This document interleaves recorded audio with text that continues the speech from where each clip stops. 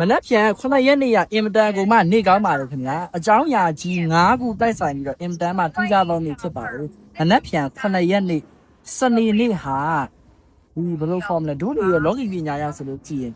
စီးပွားတိုးအပ်ချမ်းသာအပ်လက်ပွင့်အပ်အောင်မြင်အပ်ဆိုတဲ့နေလူနေမြတ်တွေတိုက်ဆိုင်နေသောနေကောင်းတရဖြစ်ပါလို့အဲ့တော့မနက်ဖြန်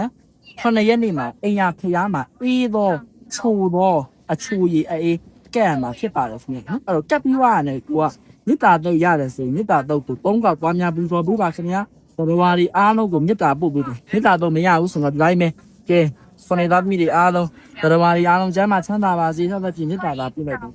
နောက်ပြီးတော့နောက်ထပ်ရေရာတော့မှတခုအားကြတော့ကလေးတွေကိုသူတကြားလုံးလေးတွေစုပ်လုံးလေးတွေဆိုချင်လေးတွေကျွေးရမယ်ခင်ဗျာနော်အဲ့တော့အဲ့လိုမျိုးတကြားလုံးလေးတွေစုပ်လုံးလေးတွေကိုကြိုက်တဲ့ကလေးကျွေးလို့ရတယ်အင်ရကလေးကျွေးလဲရတယ်လမ်းပြီးရအပြင်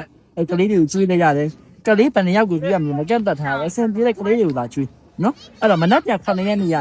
စီးပွားတက်အချမ်းသာအလက်ပွင့်အငွေရှင်အဥစ္စာပစ္စည်းကိုပွားအဆိုတဲ့နေဒူးနေမြတ်တွေတိုက်ဆိုင်ပြီးတော့ဟိုတပ်ကြဂျူဟာလဲကုံညာပြည်တဲ့ကိုမနက်ပြန်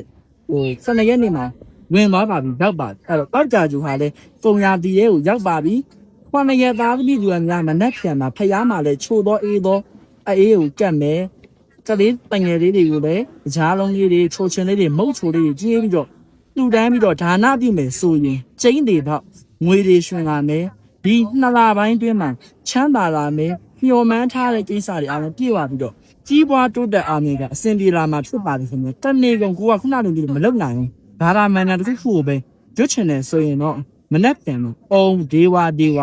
အေဟိလာပဲဘဝိတတိရှိလိုက်တအားသမျှတူကိုဖွားများပူပြောလိုက်ပါမနဲ့ပြန်ကအထီးအင်တန်ကိုမှနေကောင်းတာဖြစ်တဲ့အတွက်ကျင်းလေပေါက်ဒါရမန်နာရွေ့တော်တော့ကောင်းခုနလိုမျိုးဖျားမှာလူတာစွန့်တော်ကတာလောက်တာတော့ကောင်းကလေးတငယ်တွေကို